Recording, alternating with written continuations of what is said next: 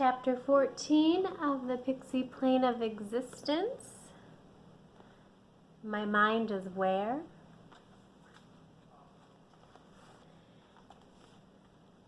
She ran quickly so that the world blurred before her. The screen door slammed behind her, and thankfully her mother wasn't anywhere to be seen.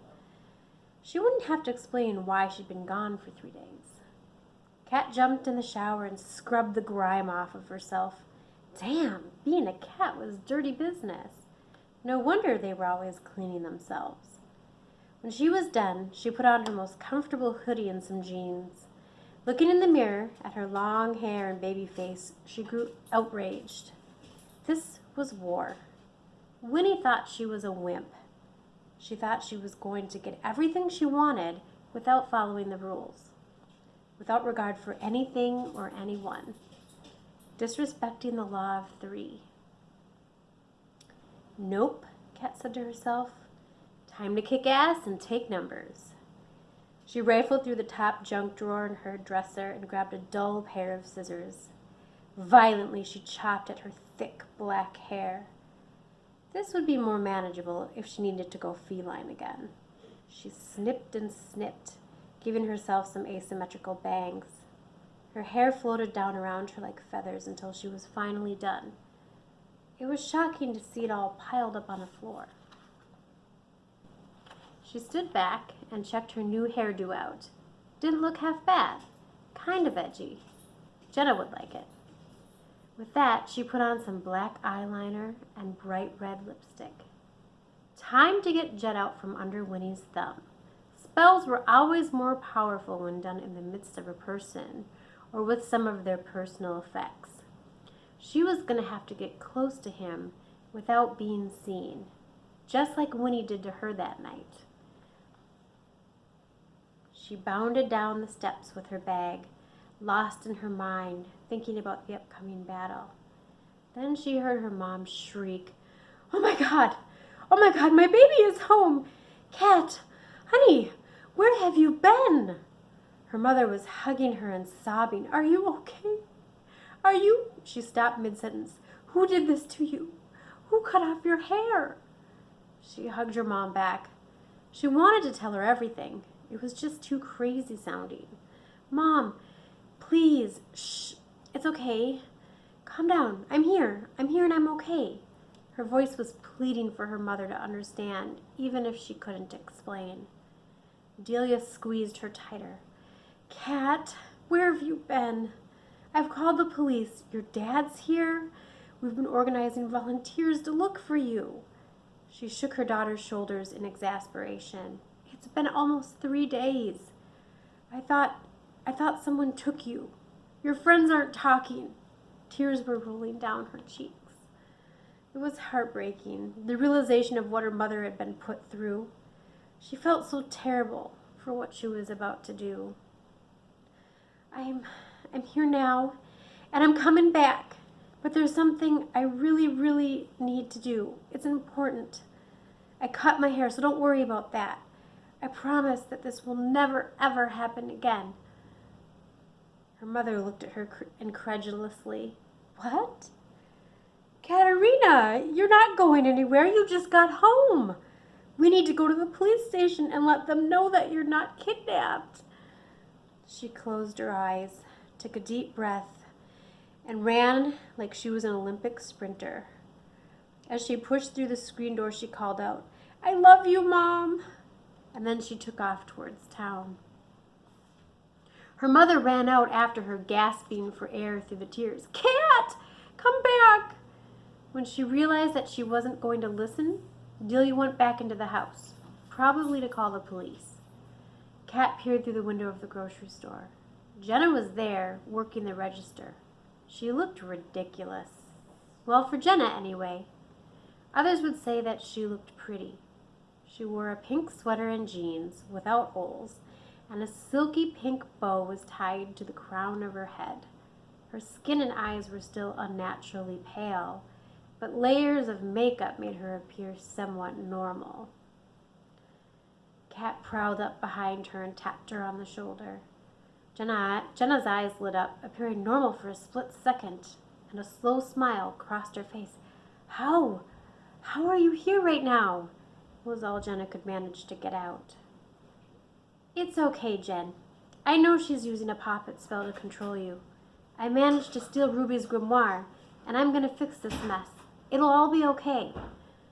She gave Kat a huge hug, and as she was doing so, Kat ran her fingers through her hair and grabbed a few strands that she casually put into her pocket. It's a long story, and I will tell you later, but right now I need to find Jet. Or if you have something of his, I need it.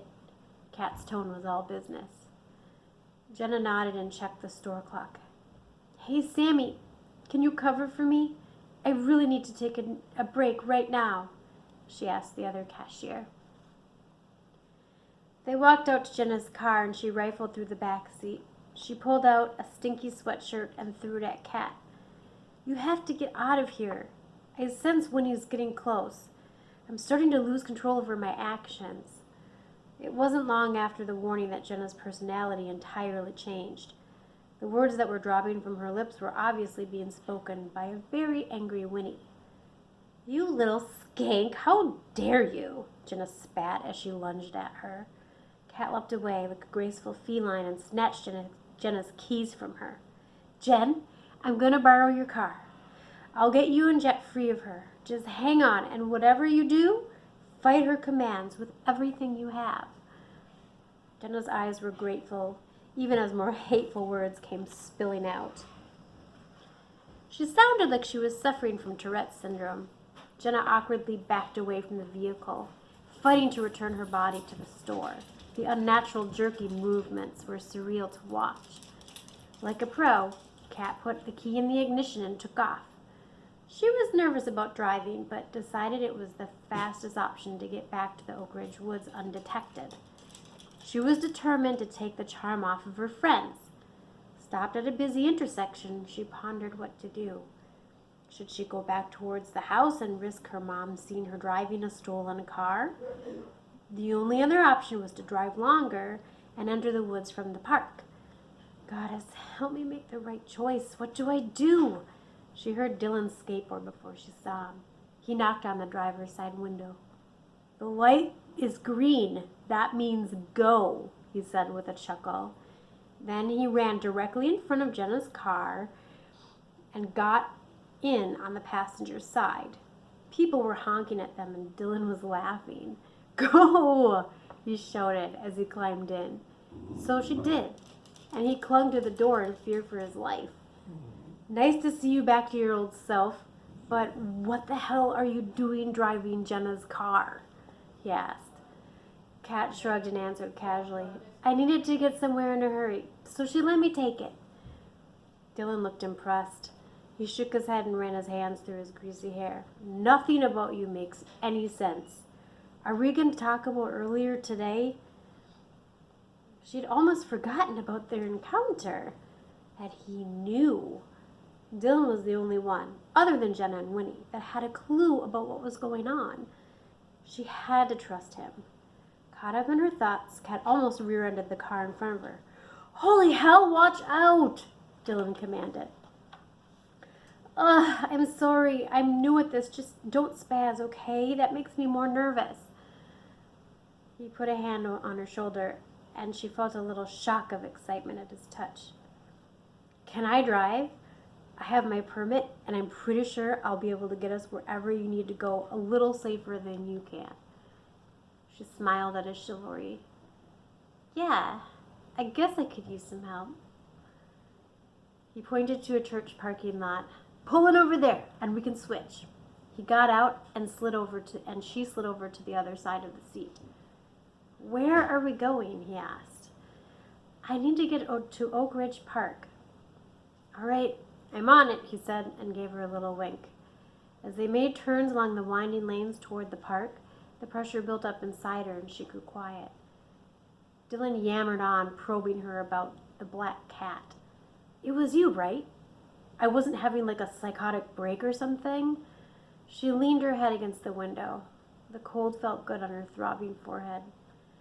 Dylan, I don't really want to have this conversation right now. I can't tell you everything that's been going on because there's some really important thing that I have to do first. I promise that I will explain things to you, just not right now, okay? She didn't mean to sound so annoyed, but it must have come out that way. His grasp tightened on the steering wheel, and he pursed his lips. Yeah, no, I get it. It's not like you're my girl or anything. As long as I'm not going crazy, I guess it can wait. She felt so confused. He already knew some of it, but it wasn't like she could just blurt out everything. As they arrived at the park, the sun was melting into the gray line of trees just ahead. It fell upon her face and made her squint. The brilliance of the orange, red, and yellow trees set ablaze from the sun sent a thrill through her entire being. It was time. So, are you coming or what? She questioned, while grabbing her bag and tossing it over her shoulder. They were deep into one of the hiking trails before he started in. So, you know where we're going and everything? She didn't mean to feel irritable, but she was. There just wasn't enough time. Look, I didn't ask you to follow me, he smirked. Actually, you did. Crap, he was right. Look, we need to get to this secret place. I call it Shrinington. It's hidden in the bluffs. That doesn't sound freaky at all, he said sarcastically, and then started whistling the tune from X-Files. Do, do, do, do, do, do. Some of you will know that. Stop, Dylan, seriously, not funny. Despite herself, she started to giggle. The momentary elation gave way to frustration. She'd lost all sense of direction, not sure if she was heading south or west. The sun had gone down, and they were using an old flashlight that was low on batteries. Unfortunately, it didn't illuminate much. She could only see a few feet ahead. Out of the corner of her eye, she caught a glimpse of a white haze. When she looked back again, she saw an orb. It was a dimly lit sphere, like a glowing bubble. Hey, do you see that? She pointed. No, what? It moved into the woods to the left of the trail they were following and then disappeared. South was that way. When she turned off the path, Dylan was hesitant. Cat, where are we going? This sucks. It's dark. It's cold. I know there's these little terrace doll thingies that live out here. He whined. Fine, go back. I don't care. We're almost there, Cat flippantly responded. Instead, he grabbed her shoulders and swung her around. He pushed her up against a tree and kissed her. And her cheeks flushed as she surrendered to it, even though it was absolutely the worst timing. It was warm and wet and sent tingles to the tips of her toes. Her eyes were still closed when he pulled back and admitted, "I've been wanting to do that since the library." She could still feel his breath on her face, and her knees had gone weak. She opened her eyes. Dylan, I don't know what to say." He stepped aside and ran his hands through his hair, as was his habit. "Say that you like me." Her mouth twisted into a smile. "I do like you. Sometimes." He shrugged his shoulders. "I'll take it." After clearing her head, she continued through the tangled trees. Brambles clawed at their clothes, and the fallen leaves crunched beneath their feet. Kat was starting to doubt that she knew where they were going when she saw the orb appear again. Without telling Dylan what she was seeing, she headed to the right and found a small deer path. "This way," she called. "It isn't far now. I can feel it." It wasn't long until they approached the thick vines at the mouth of the cave. Dylan's clammy hand clasped hers. She was confused about what she was feeling for him. He was nice and all, but she thought of him as more of a friend, or at least that is what she kept telling herself. Still, when he'd slipped his hand into hers, there was an undeniable electricity. She pushed the feelings away and focused on Jet. He needed her now, even though he didn't know it. It tickled her a little bit. The big buff football player needed her to save him. When she released them from Winnie's spell, maybe she would spend more time with Jet.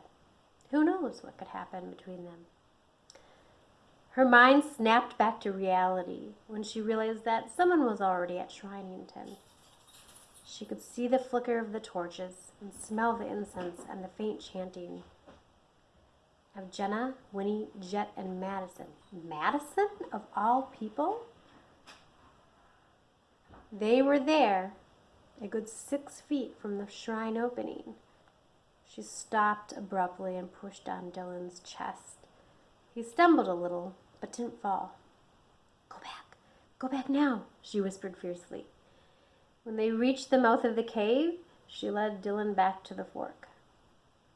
Why did we come out here just to turn back?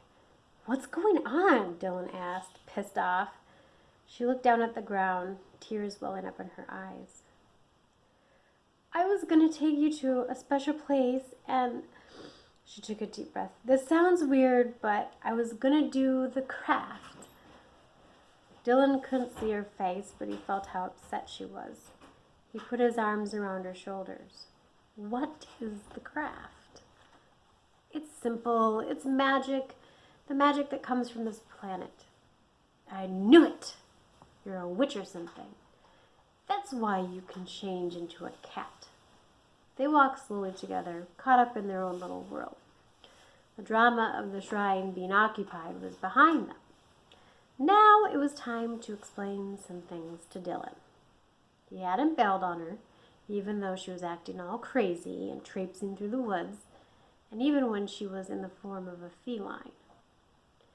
Well, the cat thing wasn't really my doing, she explained. There's this book that Jenna found at Kellerman's antique store. It had some spells in it, and Winnie cast one on me. That's why I was a cat for a while. I've since learned that I can use the spell on myself and change. It's really uncomfortable, so I don't plan on doing it much. The moonlight illuminated Dylan's face, and his furrowed brow showed the consternation at such revelations. Kat anxiously tried to explain. The book is called Ruby's Grimoire, and I think it belonged to someone that lived here once. We all started practicing magic together. At first, I didn't believe in any of it. It was just a way to hang out and make some friends. And then weird stuff began happening, and we learned that when we were together, the spells would just work. Really? Do you guys allow guys to join, or is it a girls-only club? He joked. And then he grew serious. Can you do a spell right now? Kat thought about it for a moment and decided she didn't have anything to lose. Their flashlight had been going out intermittently, which was a pain in the ass. So she said her fire spell and pointed her finger, lit with a flame. Bigger, she said, and ordered it to grow larger. I don't believe what I'm seeing.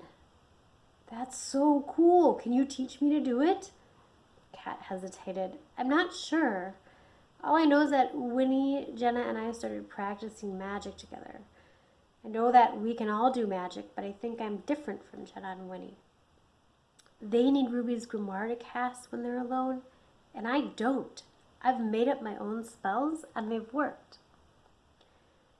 It was a lot for Dylan to take in.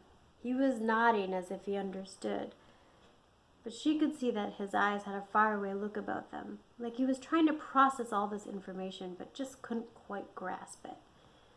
So what are we going to do now? He asked.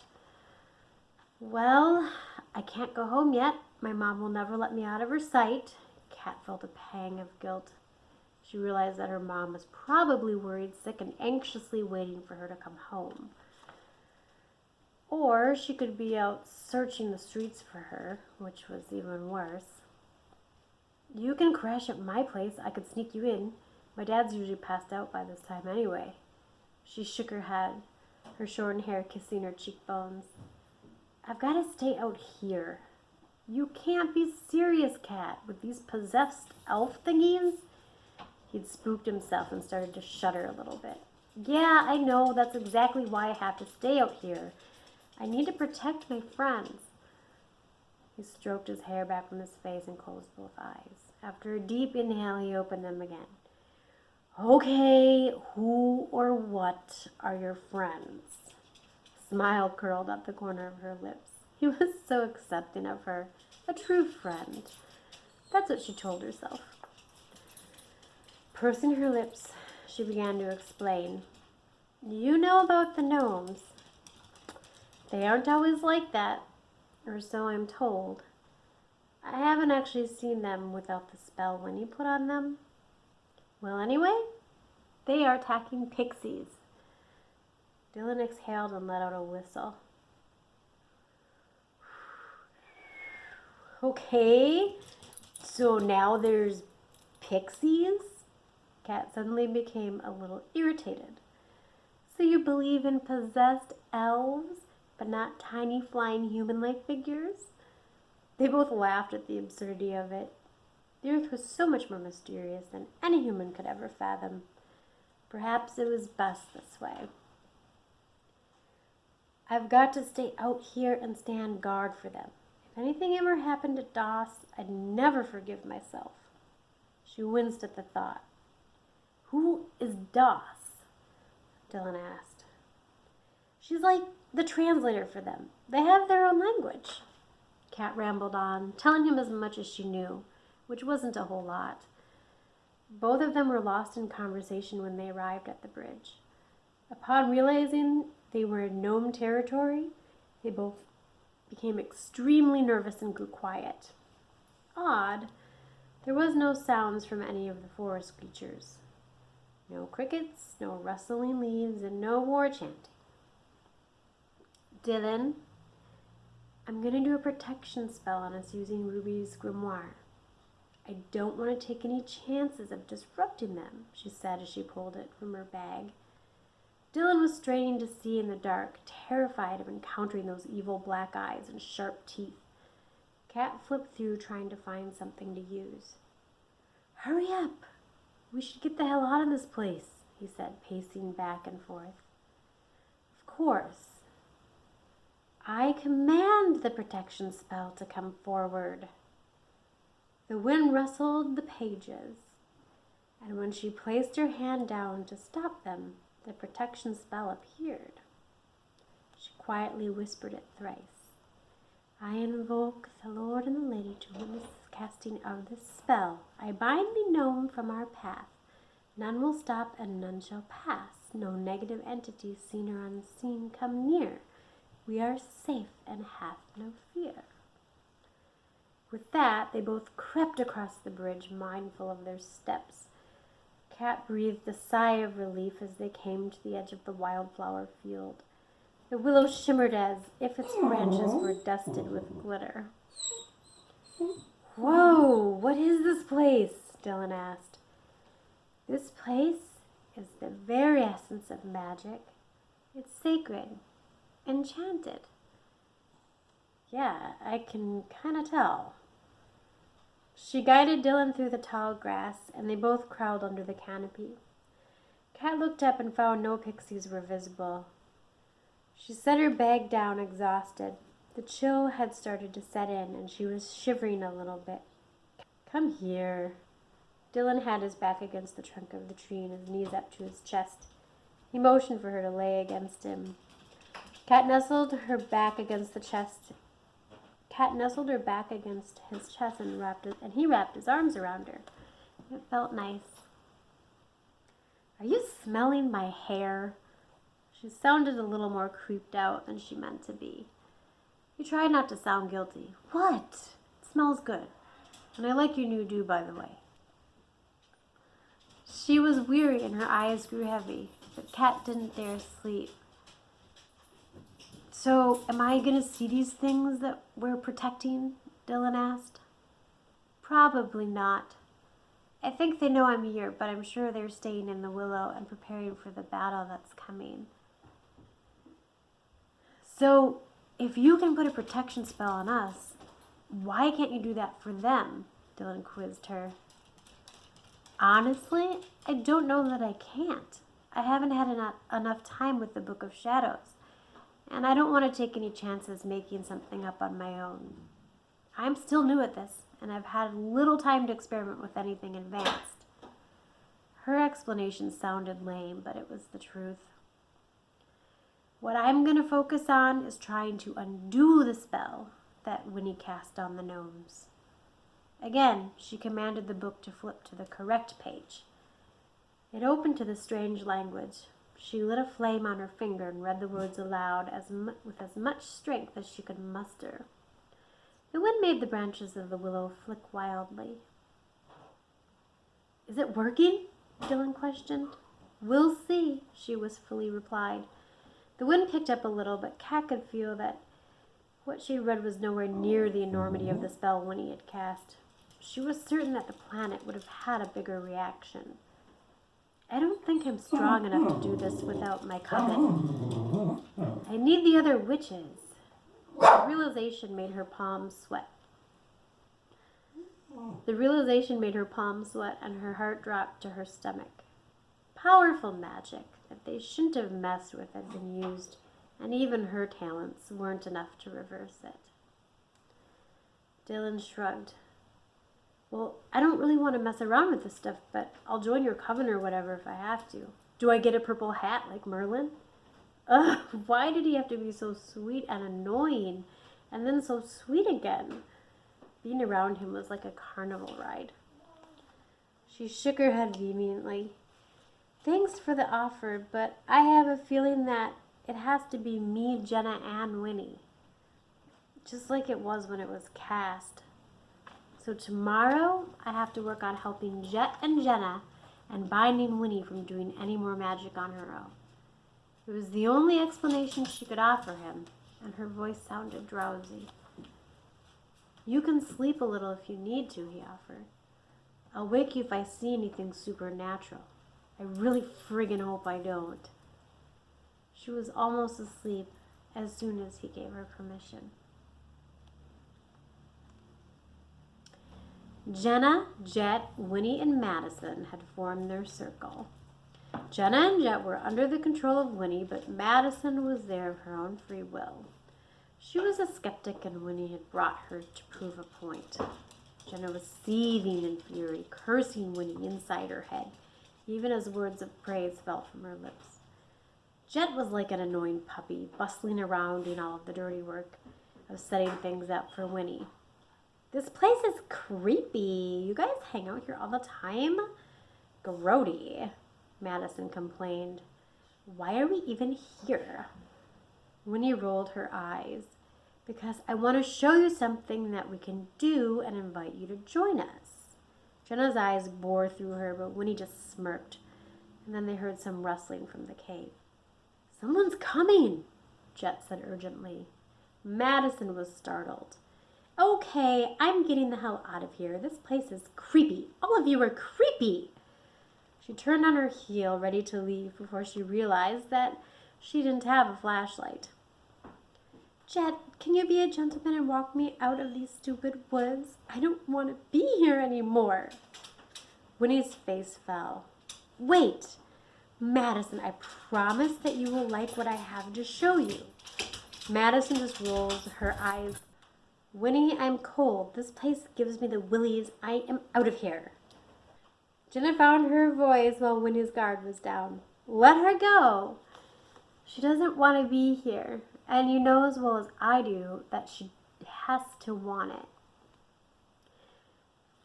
Winnie scowled at her loss of control. Before she knew what was happening, Madison had snatched a flashlight from Jet's hands and had headed into the cave.